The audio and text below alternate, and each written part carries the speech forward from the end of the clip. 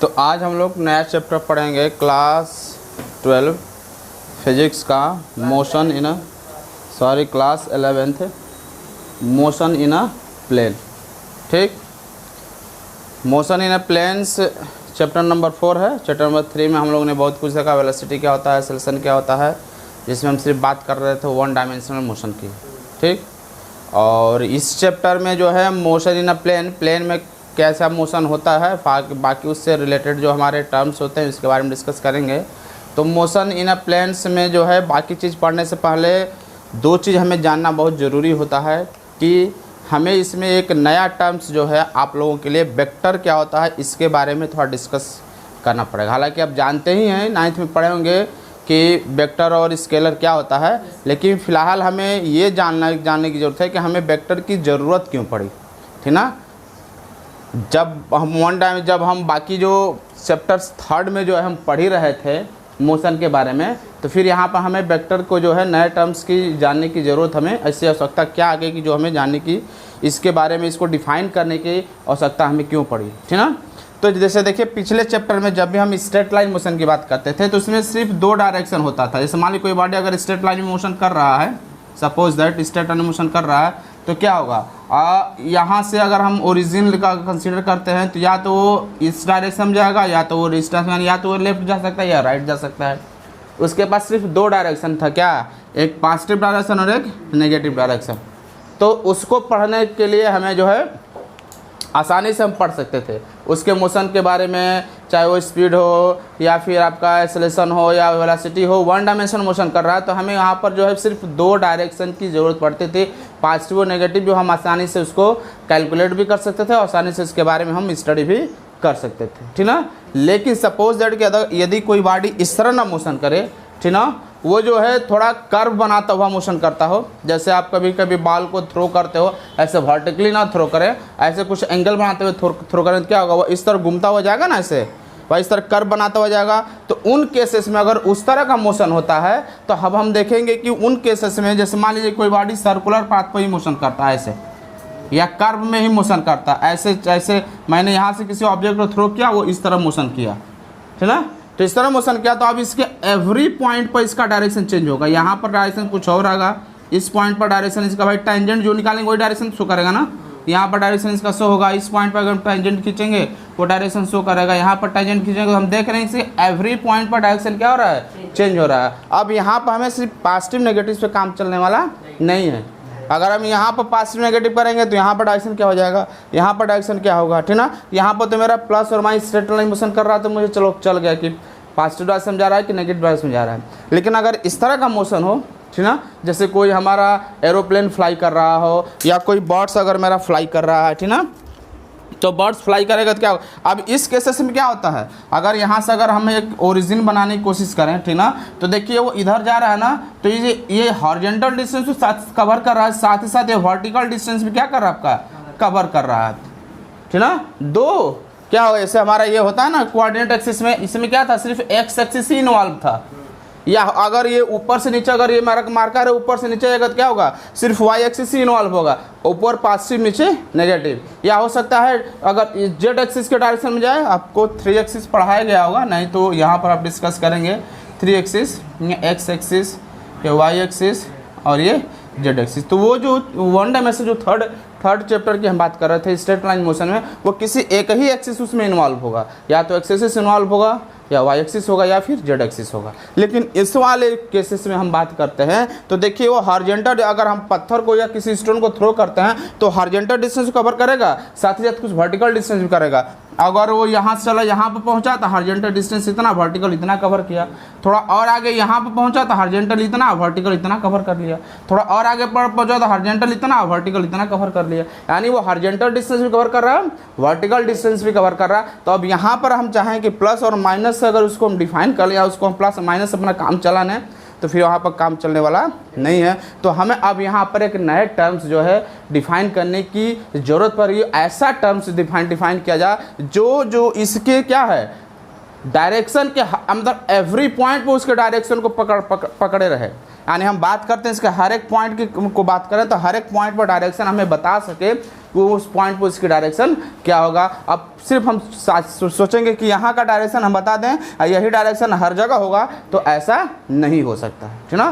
तब हमें यहाँ पर क्या हुआ, एक नए फिजिकल क्वांटिटी की जरूरत पड़ गई, जिसको हम क्या बोलते हैं, वेक्टर्स बोलते हैं, ठीक ना। तो अब यहाँ पर जो है जो नया टर्म्स आप चूँकि इसके बारे में जानते हैं, जो फिजिकल क्वांटिटी जनरली दो प्रकार का आपको क्लासिफाइड किया गया है। एक होता है स्केलर क्वांटिटी, दूसरा होता है वेक्टर क्वांटिटी। और स्केलर, ये समझ में आया ना वेक्टर की हमें ज़रूरत क्यों पड़ी।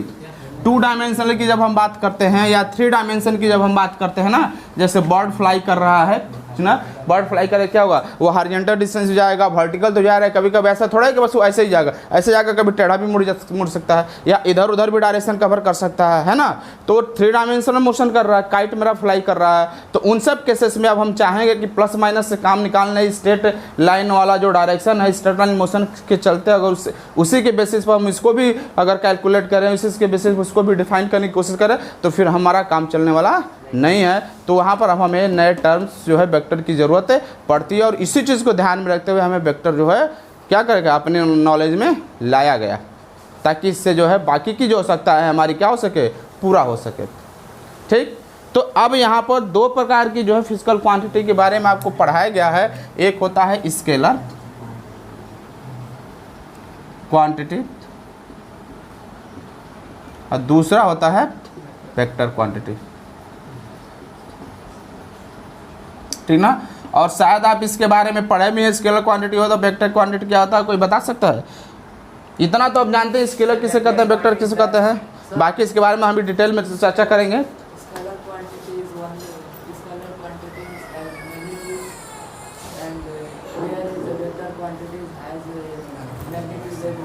हाँ सही है कि स्केलर क्वांटिटी उसको बोलते हैं जिसके पास ओनली मैग्नीट्यूड होता है, और वेक्टर क्वांटिटी उसको बोलते हैं जिसके पास मैग्नीट्यूड तो रहेगा ही, साथ ही साथ ये डायरेक्शन को भी अपने अंदर क्या किया रहता है, इंक्लूड किया रहता है। यानी डायरेक्शन को और मैग्नीट्यूड दोनों को जहाँ पर हम ध्यान में रखते हैं वो क्या होता है, वेक्टर क्वांटिटी होता है। जैसे एग्जाम्पल में अगर हम बात करते हैं क्या हो जाएगा, बोलिए, वर्क होगा ना, मास, ठीक, ये क्या होगा हमारा स्केलर क्वांटिटी हो गया।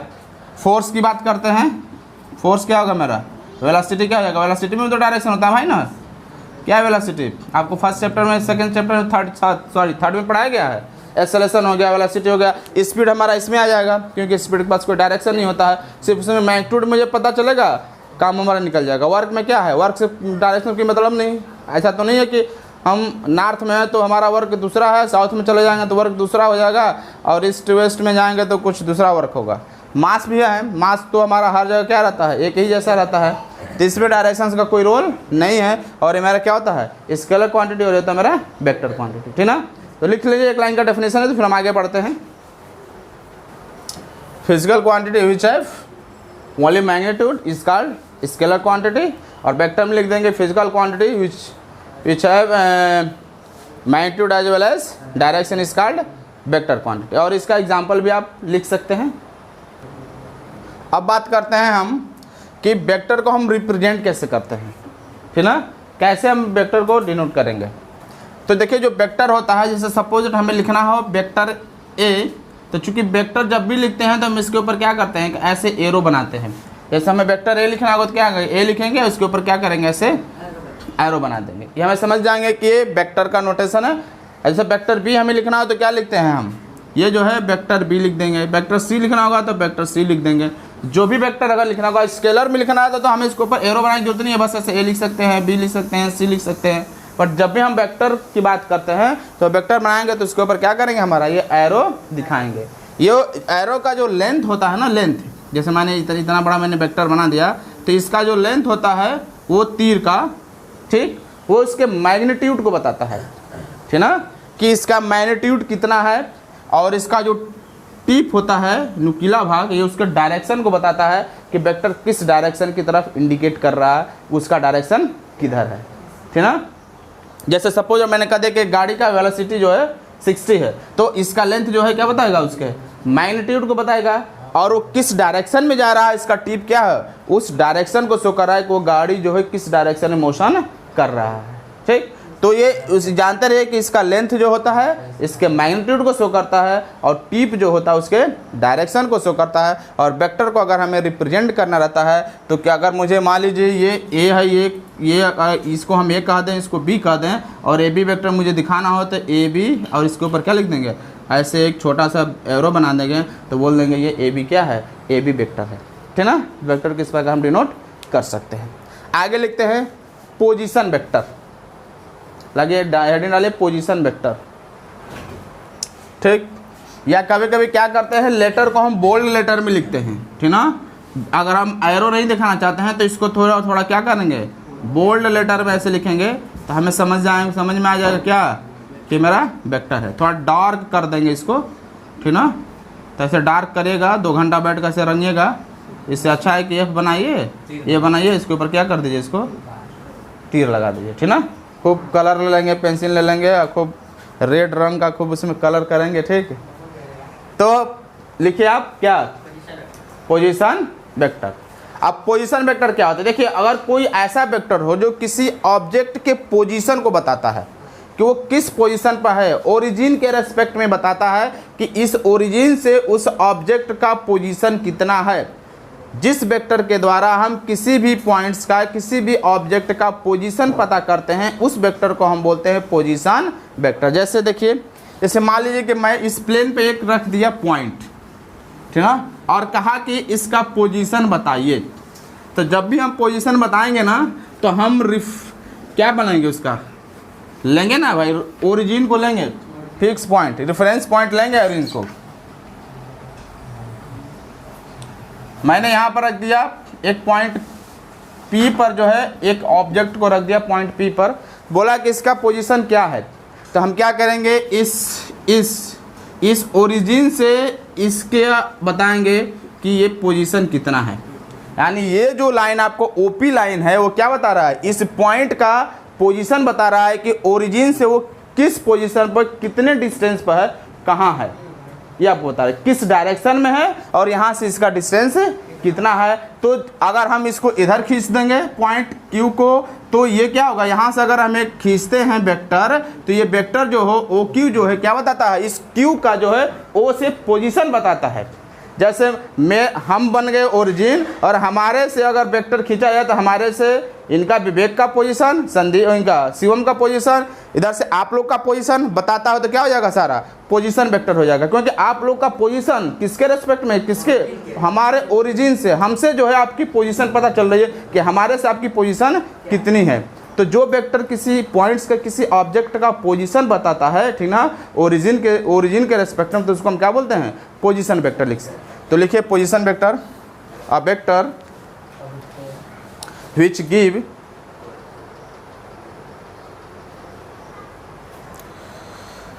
a vector which give, तो क्या लिखे आप लोग,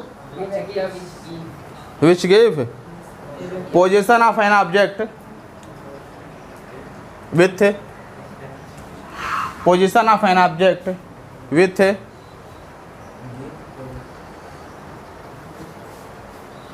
reference to origin, position of an object with reference to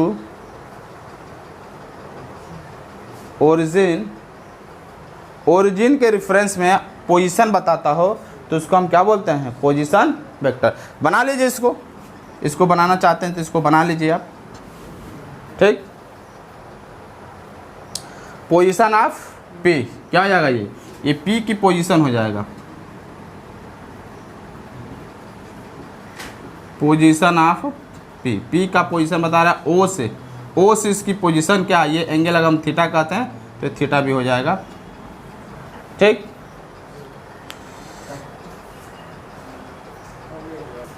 तो पोजीशन वेक्टर से हमें क्या पता चलता है, पोजीशन वेक्टर से जनरली हमें 2 चीज़ की जानकारी मिलती है कि पोजीशन वेक्टर जो है उस पॉइंट का स्ट्रेट लाइन डिस्टेंस बताता है, कहाँ से, ओरिजिन से, कि ओरिजिन से उसका स्ट्रेट लाइन डिस्टेंस कितना है, और साथ ही साथ हमें ये बताता है कि उसका जो है ओरिजिन के मतलब किस डायरेक्शन में स्ट्रेट लाइन डिस्टेंस है, हमें अब पॉइंट का डायरेक्शन भी बताता है और साथ ही साथ हमें ये भी बताता है कि उस पॉइंट का, उस ऑब्जेक्ट का ओरिजिन से कितना डिस्टेंस है। दो चीज़ के बारे में जनरली हमें जानकारी क्या देता है, पोजीशन वेक्टर। तो हम लिख सकते हैं position vector give the information of straight line distance from the origin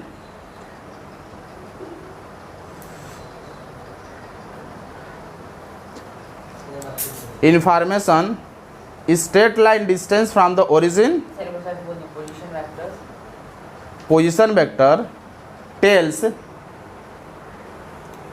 straight line distance from origin. Straight line distance from origin. Second, it give direction of object with respect to origin. Give direction of object with respect to origin. हुआ clear? ये बनाना चाहते हैं तो आप बना लीजिए। तो आगे हम बोलते हैं डिस्प्लेसमेंट वेक्टर। ठीक, displacement vector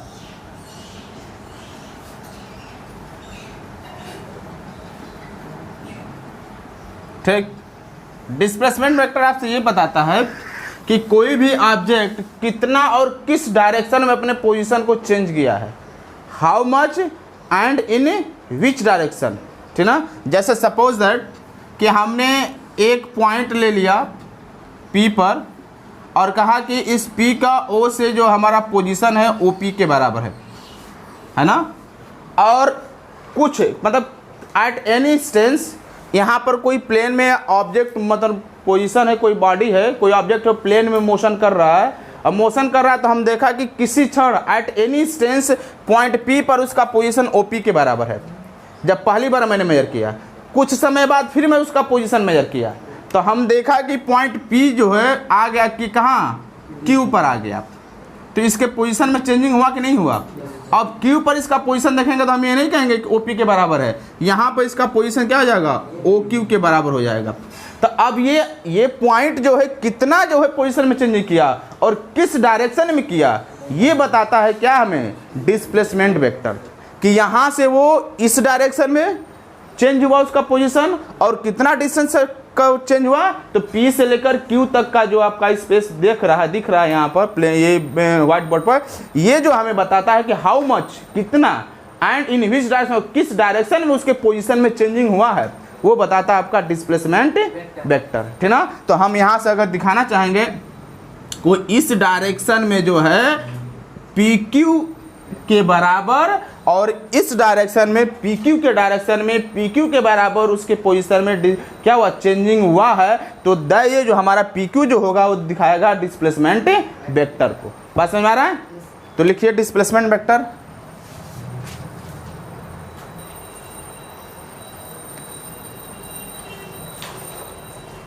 It is that vector which tells how much and in which direction, how much and in which direction, how much and in which direction an object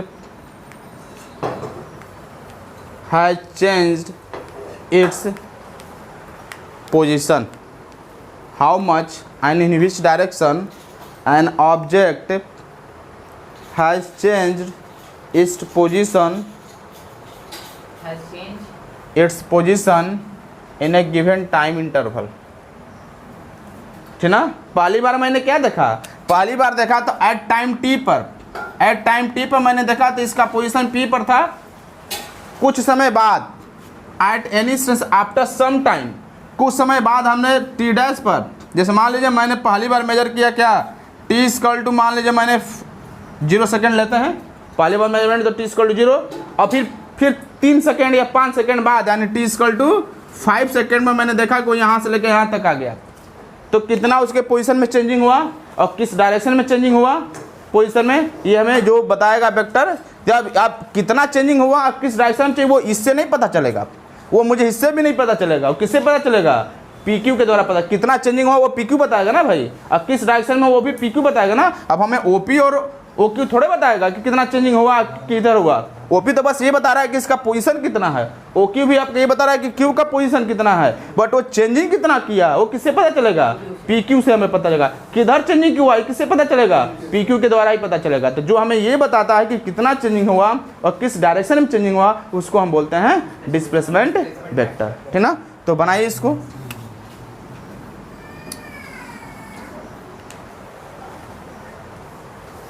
तो यहाँ पर लिख सकते हैं पी क्यू वेक्टर को से दिखाएंगे vector form में, इज अ क्या हो जाएगा, इज अ डिस्प्लेसमेंट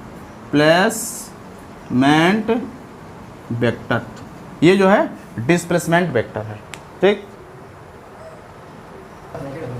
ठीक।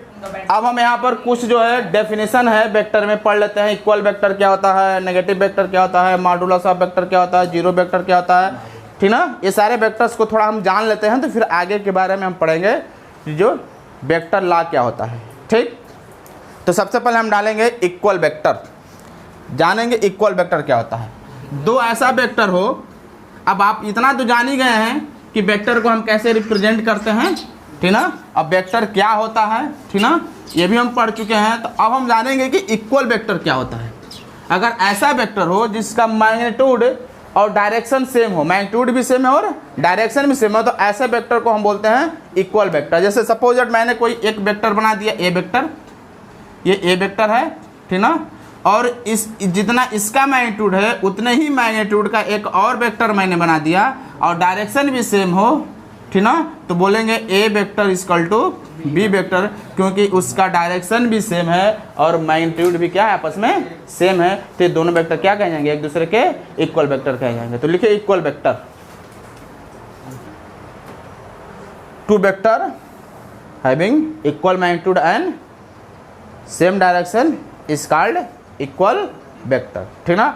और एक चीज़ और जानते रहिए कि अगर कोई वेक्टर हो, ठीक ना, जैसे ये वेक्टर हो, मान लीजिए मैंने ए वेक्टर ले लिया और इसी को हम क्या किया कि इसके पैरेलल डिस्प्ले कर दिया, ठीक ना, इसके पैरेलल क्या किया, थोड़ा सा खसका दिया, चाहे ऊपर या नीचे, ठीक ना, आगे भी हम चाहे तो खसका सकते हैं, ठीक। तो अगर किसी वेक्टर को जो है थोड़ा सा खसका देंगे तो खुद का, तो क्या होता है, वेक्टर जो है खुद की क्या होता है, इक्वल होता है, ठीक ना। ये वेक्टर क्या होगा, आपस में दोनों इक्वल कहा जाएगा। अगर एक जैसे मान लीजिए कोई वेक्टर है, इसको मैंने खसकार के यहाँ कर दिया, तो यहाँ पर जो वेक्टर था यहाँ पर दोनों वेक्टर दूसरे के क्या हो जाएंगे, सेम हो जाएंगे।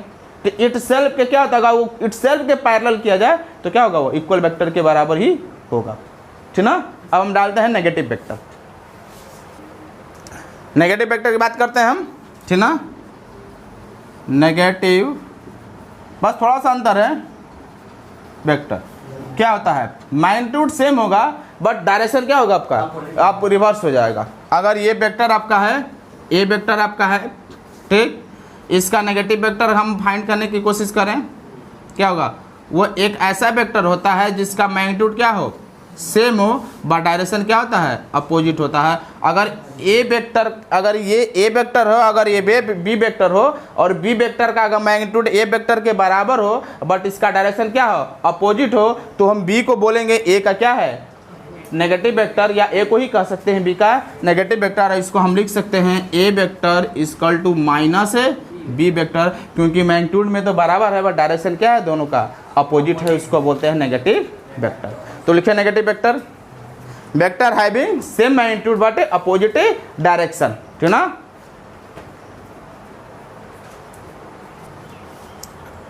Next modulus vector, modulus of a vector, किसी वेक्टर का मॉडुलस कैसे निकालते हैं, ठीक। देखिए मॉडुलस का मेन मतलब ये होता है उसके लेंथ से या मैग्नीट्यूड से मतलब होता है, ठीक ना। तो कह सकते हैं modulus of a vector means length of the magnitude of the vector, ठीक ना। तो हम मॉडुलस की अगर हम बात करते हैं, modulus of vector, modulus of vector, ठीक ना। अगर हमें ए वेक्टर दे दिया जाए, अब कहा जाए कि इसका हमें मॉडुलस निकाल दी, तो हम क्या करेंगे, इसको दो ऐसे मॉडुलस बोलते हैं, इसको दो लाइन खींचते हैं, उसको मॉडुलस बोलते हैं। ये वेक्टर ए का क्या होता है, मॉडुलस होता है, और इसका मतलब कि उस वेक्टर का लेंथ या वेक्टर का मैग्नीट्यूड जो हमारा क्या होता है, ए के बराबर होता है। ठीक, बी वेक्टर का मॉडुलस निकालना हो तो हम क्या लिखेंगे, मॉडुलस ऑफ बी किसके बराबर हो जाएगा, बी के बराबर होगा। सी वेक्टर का अगर मुझे मॉडुलस निकालना हो तो क्या होगा, मतलब कि सी वेक्टर और उसका वो सी के बराबर, मतलब उसका लेंथ या मैग्नीट्यूड को जो डिनोट करता है वो क्या होता है, उसको हम मॉडुलस वेक्टर बोलते हैं। ठीक ना, तो लिख लीजिए मॉडुलस ऑफ वेक्टर मीन्स तो यूनिट वेक्टर। ठीक ना, अब vector whose magnitude is unit, वो वेक्टर जिसका मैग्नीट्यूड क्या हो, यूनिट होता है, उसको हम बोलते हैं यूनिट वेक्टर। सिंपल है, यूनिट मैग्नीट्यूड का कोई वेक्टर होगा तो मेरा यूनिट वेक्टर हो जाएगा। अब यूनिट वेक्टर हम प्राप्त कैसे करते हैं, फाइंड कैसे करते हैं। जैसे मान लीजिए हमको वेक्टर ए का यूनिट वेक्टर निकालना हो, ठीक, तो हम क्या करेंगे, इस वेक्टर को इसके ए डिवाइडेड बाय ए वेक्टर। ठीक, थोड़ा यहाँ पर मैंने उल्टा बता दिया आपको, किसी भी वेक्टर को उसके मॉडुलस से क्या करेंगे, हम डिवाइड करेंगे। ठीक, इस बात को ध्यान रखिएगा, unit vector A equal to A vector by में मॉडुलस ऑफ ए वेक्टर, यानी किसी भी वेक्टर का अगर मुझे यूनिट वेक्टर फाइंड करना हो तो उस वेक्टर में उस वेक्टर के मैग्नीट्यूड से क्या करेंगे, हम डिवाइड करेंगे, तो उसको हम बोलेंगे यूनिट वेक्टर। बात समझ में आ रहा है। तो इस बात को आप यहाँ पर ध्यान में रखिएगा कि उस वेक्टर का उसके मॉडुलस से अगर हम डिवाइड करेंगे तो मेरा हो जाता है यूनिट वेक्टर। ठीक, और इसको हम ए कैरेट या ए कैप या ए हाइट से, हाँ, मतलब या बोलेंगे A cap unit vector A cap equal to A vector by में मॉडुलस ऑफ ए वेक्टर। ठीक, क्या, तो नेक्स्ट यूनिट वेक्टर समझ में आया कि किसी भी वेक्टर का अगर यूनिट वेक्टर निकालना तो उस वेक्टर में क्या करेंगे, उसके मॉडुलस से हम डिवाइड कर देंगे तो मेरा यूनिट वेक्टर निकल जाएगा। अब पढ़ते हैं फिक्स वेक्टर। ठीक, नेक्स्ट आपका है फिक्स्ड वेक्टर।